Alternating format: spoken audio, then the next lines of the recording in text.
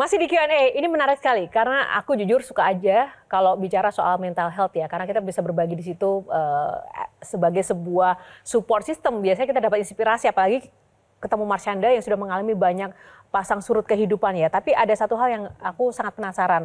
Kalau roller coaster punya safety belt Marshanda, apa sabuk pengaman Marshanda dalam menjaga kesehatan mental? Support system di sekitarku sih, orang-orang di sekitarku. Iya, orang-orang itu terdiri dari keluarga, sahabat, lingkungan kerja terdekat, dan juga konselor-konselor, psikolog gitu ya. Jadi ada beberapa orang. Jadi memang orang-orang yang membantu aku secara personal, tapi secara ilmu juga mereka memperkaya aku untuk bisa menjadi safety belt buat diriku sendiri gitu. Oleh karena itu kan Marshanda bikin M Safe Space ya? Yes, itu M Safe Space. Itu kayak support group. Kalau kita lihat kan di Amerika banyak support group untuk kayak alkoholik, kayak Alcoholics Anonymous. Untuk drug addict tuh ada namanya Narcotics Anonymous. Nah aku bikin M Safe Space ini untuk orang-orang dengan concern mental health. Mereka nggak harus terdiagnosa, mereka nggak harus punya mental condition apapun, bipolar, apapun, skizofrenia, nggak harus.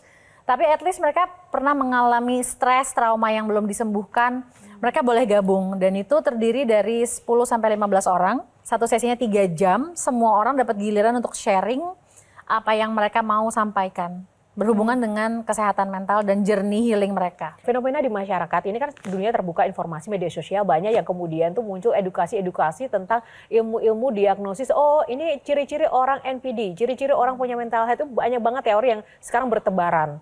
Nah itu gimana sih caranya agar kita mendeteksi itu? Karena kan kadang juga ada bahayanya loh kalau masyarakat tanpa ada bimbingan kemudian terlalu cepat untuk self-diagnose gitu loh. Memang self-diagnose itu nggak boleh. Oh nggak boleh? Why? Nggak boleh. Kenapa? Karena yang punya wewenang mendiagnosa itu hanyalah psikolog klinis dan psikiater. Untuk mendiagnosa itu kan kita perlu observasi dulu orang ini 1 bulan sampai 6 bulan ke belakang dalam hidupnya tuh dia ngapain aja.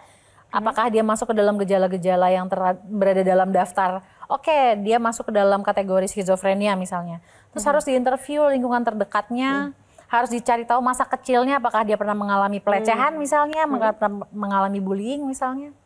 Nah ini ada nih M Safe Space by Marshanda, Healing Support Group ya. Ini siapa aja yang bisa masuk di sini sih sebenarnya? Jadi aku siapa aja sih sebetulnya. Jadi aku post di sosial media aku. Lalu yang daftar akan masuk gitu. Nah misalnya Bang Hensat atau Gian begitu, tiba-tiba kena keresahan, kecemasan akut, langsung kontak Marshanda, langsung bisa tuh? Bisa. Mungkin kalau kita ditanya sekarang, jawabannya tidak. Tapi yang kadang-kadang orang lupa kan, tidak mengetahui bahwa dirinya sedang merasa cemas. Yes.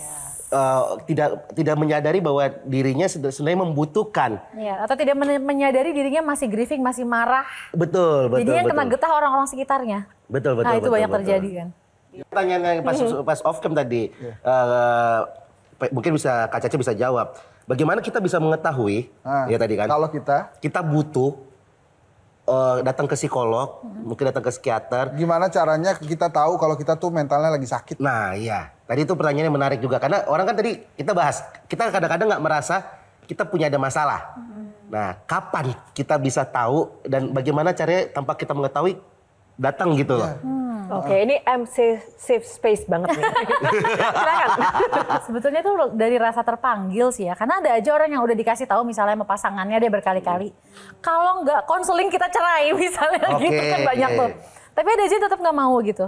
Jadi ada aja yang udah dapet panggilan itu secara volumenya keras banget ngasih tahu tapi tetap aja nggak mau memperbaiki diri gitu. Tapi ketika ngerasa terpanggil bahkan belum ada yang ngomong ngasih feedback aja. Itu kita udah ngerasa, udah ngecek diri, ini kayaknya ada yang salah nih dengan diri gue, tapi nggak tahu juga sih benar apa enggak. Coba deh gue cek, terus ngobrol lah. Pertama mungkin ngobrol kasual, kayak kasual dengan orang yang ngerti psikologi.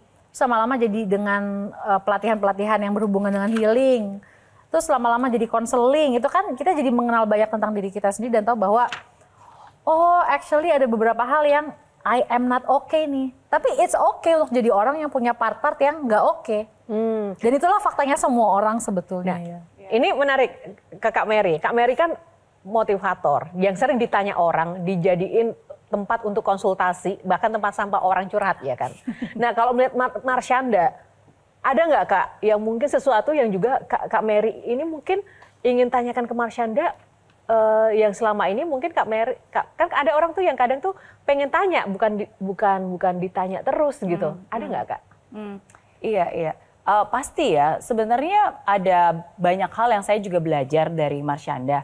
Aku ingat banget beberapa tahun lalu ketika kita ngobrol, satu hal yang kamu sharing itu tentang framework untuk bisa damai dengan orang lain dan juga damai dengan diri sendiri.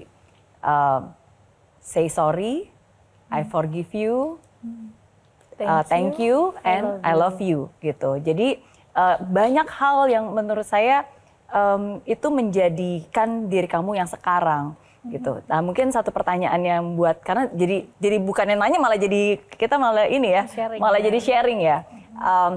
Mungkin aku pengen tanyakan seperti ini aja deh. Aku ngelihat bahwa narasi itu penting banget.